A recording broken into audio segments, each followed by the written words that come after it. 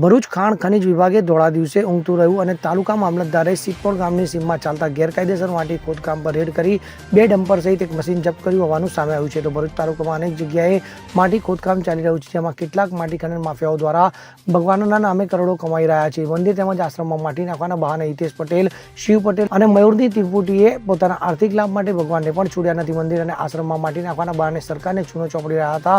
તેઓ કેટલા સમયથી ગેરકાયદેસર રીતે માટી કૌભાંડ કરી લાખો કમાઈ ચૂક્યા છે. તો સિદ્ધપુર ગામની સીમમાં છેલ્લા કેટલાક સમયથી માટી ખોદકામ કરી મસ્ત મોટું માટી કૌભાંડ આચરવામાં આવી રહ્યું હતું. તો ભરૂચ જિલ્લાના ભૂસ્તર શાસ્ત્રી અધિકારીઓને અનેક ફરિયાદો મળી રહે છે, તેમ છતાં કેટલીક જગ્યાએ સ્થળ વિઝિટ કે તપાસ કરવામાં આવતી નથી, જેને કારણે કેટલાક માટી ખનન માફિયાઓ ગેલમાં આવી જતા હોય છે અને ગેરકાયદેસર રીતે મસ્ત મોટું માટી ખોદકામનું કૌભાંડ ચાલતું રહે છે, જેનાથી સરકારને કરોડોનું નુકસાન પહોંચે છે. પરંતુ હાલમાં સિદ્ધપુર ગામની સીમમાં માટી ખોદકામ ચાલી રહ્યું હતું, જેની જાણ ભરૂચ તાલુકા મામલતદારને થતાં માટી ખોદકામની જગ્યાએ પહોંચી રેડ કરવામાં આવી હતી. તો વધુ તપાસ કરતા જાણવા મળ્યું હતું કે મંજૂરી વગર જ માટી ખોદી બરોબર બીજી જગ્યાએ વેચી દઈ લાખોની કમાણી કરવામાં આવી રહી હતી. તો માહિતી અનુસાર ભરૂચ તાલુકા મામલતદારે સિદ્ધપુર ગામની સીમમાં જે સ્થળે પહોંચ્યા અને રેડ કરી તે જગ્યાએથી 3 ત્રિપુટી એટલે કે હિતેશ પટેલ, શિવ પટેલ અને મનુ નામના વ્યક્તિઓએ મંદિર આશ્રમમાં માટી નાખવાની છે તેમ જણાવી ભગવાનના નામે લાખોનો ધંધો કરી લીધો છે. આ 3ની ત્રિપુટી દ્વારા ભરૂચ જિલ્લા ભૂસ્તર શાસ્ત્રીની મંજૂરી લીધા વગર બારોબાર માટી ખોદકામ કરી વેચાણ કરી રહ્યા હતા.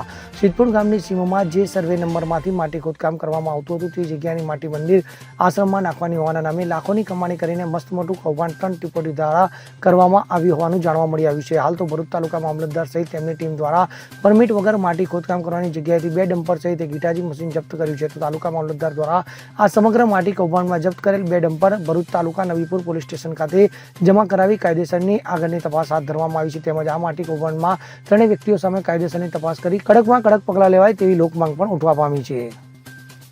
જીતુ રાણા સાથે CN24 ન્યૂઝ ભરૂચ. હવે જુઓ દેશ દુનિયાની તમામ ખબરો તમારી આંગળીના ટેરવે.